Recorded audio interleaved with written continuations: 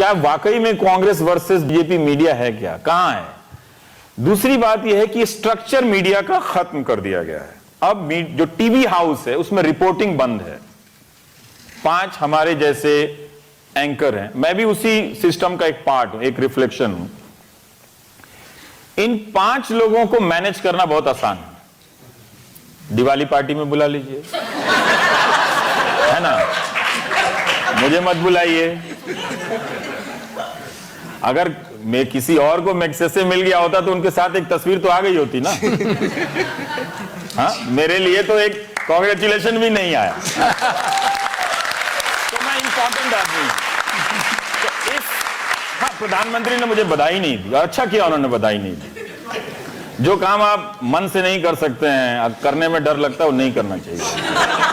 तो खैर, वो थोड़ा स्ट्रक्चरल चेंज आ गया मीडिया में, इसको समझने की जरूरत है। आइडियोलॉजिकल चेंज आया है और अब आप इसको वापस नहीं ले सकते हैं। एक चैनल में नहीं आया है, आप 2-3 चैनल को देख रहे हैं, या हम भी बात कर रहे हैं तो ऐसा लग रहा है कि हम 2-3 चैनल की बात कर रहे हैं, पर आपको कोई अंदाजा नहीं है कि करोड़ों लोगों तक पहुंचने वाले हिंदी अखबार में क्या हो रहा है। खबर ही नहीं छपती है। कोई अंदाजा नहीं है कि दूसरे रीजनल लैंग्वेजेस के टेलीविजन चैनल में क्या हो रहा है। अयोध्या का जब वर्डिक्ट आता है तो कर्नाटक के एक चैनल का एंकर नंगे पांव खड़ा है। उस हिसाब से तो जजों को भी नंगे पांव जाना चाहिए था। वो तो शाम को ताज होटल चले गए थे पार्टी करने के लिए। तो बीजेपी के महासचिव ने ट्वीट किया, ये होती है श्रद्धा, अंदर से आती है। सरकार से सवाल करना, इससे बड़ी देशभक्ति कुछ नहीं हो सकती। एक सिटीजन जब एक गवर्नमेंट के सामने खड़ा होता है ना, तो इतने बड़े एम्पायर के साथ वो एक तरह से निहत्था होता है, अकेला होता है, ज्यादा इनसिक्योर होता है। और वहां जब खड़ा होकर वो सवाल कर दे तो प्रोटेक्शन गवर्नमेंट को नहीं मिलना चाहिए, सिटीजन को मिलना चाहिए। इसीलिए सेडिशन का जो लॉ है, अगर लगाना है तो उस मंत्री पे लगा दीजिए जिससे सवाल पूछा गया और जो जवाब नहीं दे रहा है। और जिसने सवाल पूछा है उसको कम से कम सरकार को 1000 रुपया इनाम के तौर पर देना चाहिए। क्यों? क्योंकि आपने सवाल पूछकर इस डेमोक्रेसी में कंट्रीब्यूट किया है। तो there should be a contribution money और prize for every citizen who ask question. मेरा नाम कुशल है एंड अपने ज़िंदगी, दिमाग और दिल का सही यूज़ करने के लिए थैंक यू, शुक्रिया। बहुत छोटा सा सवाल है, अगर गांधी आज जिंदा होते, वो मोदी और शाह से कैसे डील करते हैं? और मैं इसलिए पूछ रहा हूँ क्योंकि मैं अग्री करता हूँ कि सवाल पूछना चाहिए, पर मेरे ख्याल से ऑलरेडी इतना लेट हो चुके हैं कि जब तक सवाल पूछते पूछते टाइम बचेगा नहीं कुछ ठीक करने के लिए। Okay. So the question really is that if Gandhi was alive today, what would he have asked the governing ruling party today, especially Mr. Modi and Mr. Shah? बढ़िया क्रिएटिव सवाल है आपका। मैं अमित शाह देखता हूँ, सीख रहा हूँ।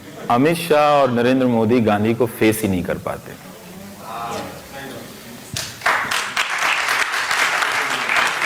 उनके नाम से स्कीम लॉन्च कर देना एक अलग बात है। गांधी को फेस करने के लिए आपका मोरल फाउंडेशन थोड़ा स्ट्रांग होना चाहिए। मुझे नहीं लगता कि ये लोग फेस कर पाते, और गांधी होते आज के दिन में वही करते जो उन्होंने अपनी हत्या से पहले के 1 साल में किया था। जब गांधी को लगा कि जिस देश को लेकर उन्होंने अहिंसा के प्रयोग इतने दशक किए, खुद जेल गए, खुद यातनाएं सही, लाखों लोग उनके साथ जेल गए, उसी देश के लोग मामूली अफवाहों पर हिंदू मुसलमान को मार रहे थे, मुसलमान हिंदू को मार रहे थे, और इस तरह से लाखों लोग को मार रहे थे। गांधी रियलाइज किए वो फेल हो गए, तो गांधी निकले कहां? नोआखली गए, जहां मुस्लिम मेजॉरिटी था और हिंदू माइनॉरिटी था, हिंदू मारे जा रहे थे। तो गांधी वहां जाते हैं, और गांधी वहां से लौट कर आते हैं कहां? बिहार में, जहां हिंदू मेजॉरिटी है और मुस्लिम माइनॉरिटी है, और गांधी वहां जाते हैं। तो आज की तारीख में गांधी होते तो वो सड़क पर होते। पर आज की तारीख में गांधी नहीं है, इसीलिए सड़क पर कोई नहीं है। ये कहीं से इंप्रेशन नहीं जाना चाहिए कि मेरे पास सभी सवाल के जवाब हैं। मेरे पास सभी सवाल के जवाब नहीं है, तभी मैं सवाल पूछता हूं। पर आपकी ये बात सही है कि जिस तरह से जेएनयू के प्रोटेस्ट को डिमोनाइज किया गया है, उसका एक सिंबॉलिक मतलब है। वहीं से कुछ लोग आवाज उठाते हैं।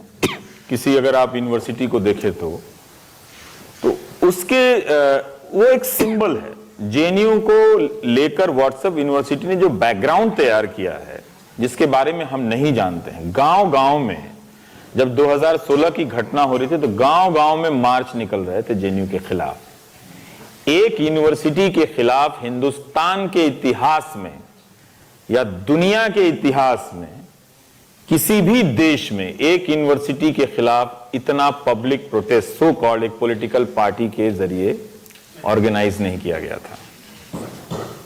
टारगेट जेएनयू था, उसको कम्युनिस्ट बनाया गया, वहां की लड़कियों को अय्याश बताया गया, कॉन्डोम की संख्या गिनी गई, ये सारा कुछ गिना गया वहां पे। तो वो तो एक जेएनयू को डिमोनाइज किया जाता है, लेकिन बाकी जो दूसरे और प्रोटेस्ट हो रहे हैं उनको भी डिमोनाइज किया जाता है। जैसे अगर आप इस वक्त दो तरह से, या तो आप इग्नोर कर दीजिए और या फिर इनसे कहिए कि ये टैक्स के पैसे से खा रहे। एक नया आर्गुमेंट आया है कि जैसे टैक्स के पैसे का जो एक्सचेकर जो है उसका हिसाब सिर्फ न्यूज एंकर के पास है, करेक्ट, और किसी के पास नहीं। ये उसी आइडियोलॉजिकल सिस्टम का पार्ट है कि जहां भी प्रोटेस्ट की संभावना है उसको क्रश करना है। और अगर आप जेएनयू को लेकर पब्लिक के माइंड में अचीव कर लेते हैं, जो मैं मानता हूं कि उन्होंने कर लिया है, तो आप बहुत कुछ अचीव कर लेते हैं अपने हिसाब से।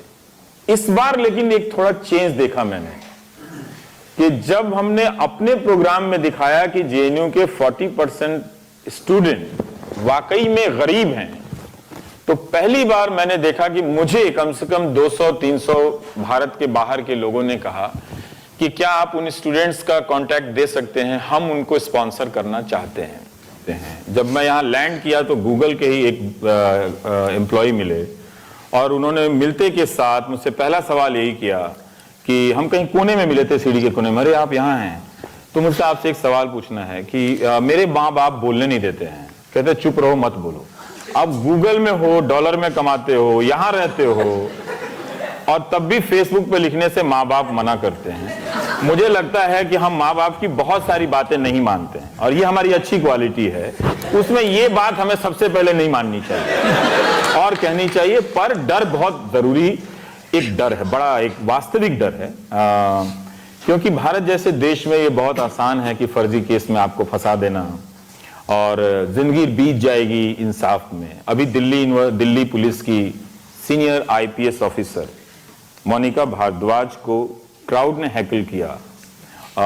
मैं और शब्द नहीं यूज कर रहा हूं, अब्यूज या मोलेस्टेशन, क्योंकि उन्होंने खुद नहीं कहा ये बात, और वो अपनी तरफ से उस क्राउड को के बारे में एफआईआर नहीं करा सकी कोर्ट के प्रेमाइस में।